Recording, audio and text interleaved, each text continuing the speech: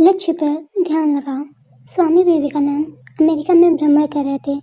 एक जगह से गुजरते हुए उन्हें पुल पर खड़े कुछ लड़कों को नदी में तैर रहे अंडे के छिलकों पर बंदूक से निशाना लगाते देखा। किसी भी लड़के का एक भी निशाना सही नहीं लग रहा था। तब उन्होंने एक लड़के से बंदूक ली और खुद निशाना लगाने लगे। उन्होंने पहला निशाना लगाया, वो बिल्कुल सही लगा। फिर एक के बाद एक उन्होंने कुल 12 निशाने लगाए और सभी बिल्कुल सटीक लगे। ये देखकर लड़के दंग रह गए और उनसे पूछा, भला आप ये कैसे कर लेते हैं? स्वामी जी बोले, तुम जो भी कर रहे हो अपना पूरा दिमाग उसी एक काम में लगाओ। अगर तुम निशाना लगा रहे हो तो तुम पूरा ध्यान सिर्फ अपने लक्ष्य पर होना चाहिए। जब तुम कभी नहीं चूकोगे। अगर तुम अपना पाठ पढ़ रहे हो तो सिर्फ पाठ के बारे में सोचो। मेरे देश में बच्चों को ये करना सिखाया जाता है। डर का सामना। एक बार बनारस में स्वामी जी दुर्गा जी के मंदिर से निकल रहे थे कि तभी वहाँ मौजूद बहुत सारे बंदरों ने उन्हें घेर लिया। वे अपने नज़दीक आने लगे और डराने लगे। स्वामी जी भयभीत हो गए और खुद को बचाने के लिए दौड़कर भागने लगे, पर बंदर तो मानो पीछे ही पड़ गए और वे उन्हें दौड़ाने लगे। पास खड़ा एक वृद्ध सन्यासी ये सब देख रहा था। उसने स्वामी जी को रोका और बोला, रुको, उनका सामना करो। स्वामी जी तुरंत पलटे और बंदरों की तरफ बढ़ने लगे।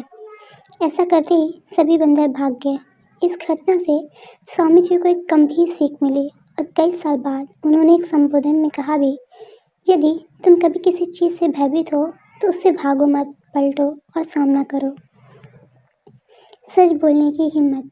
स्वामी विवेकानंद प्रारंभ से ही एक मेधावी छात्र थे और सभी उनके व्यक्तित्व और वाणी से प्रभावित रहते थे। जब वो साथी छात्रों की से कुछ बातें करते तो सब मंत्रमुग्ध हो जाते और उन्हें सुनते। एक दिन इंटरवल के दौरान वो कक्षा में कुछ मित्रों की कहानी सुना रहे थे।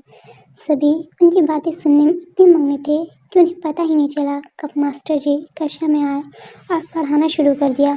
मास्टर जी ने अभी पढ़ना शुरू ही किया था कि उन्होंने कुछ फुसफुसाहट सुनाई दी। कौन बात कर रहा है? उन्होंने तेज़ आवाज़ में पूछा। सभी ने स्वामी जी और उनके साथ बैठे छात्रों की तरफ इशारा कर दिया। मास्टर जी तुरंत क्रोधित हो गए। उन्होंने तुरंत उन छात्रों को बुलाया और पाठ से संबंधित एक प्रश्न पूछने लगे। जब कोई भी उत्तर ना दे सका तब अंत में मास्टर जी ने स्वामी जी से वही प्रश्न किया। फिर स्वामी जी तो मानो सब कुछ पहले से ही जानते थे। उन्होंने आसानी से उत्तर दे दिया। यह देख उन्हें यकीन हो गया कि स्वामी जी पाठ पर ध्यान दे रहे थे और बाकी छात्र बातचीत में लगे हुए थे। फिर क्या था, उन्होंने स्वामी जी को छोड़ दिया। सभी को बेंच पर खड़ा होने की सज़ा दे दी।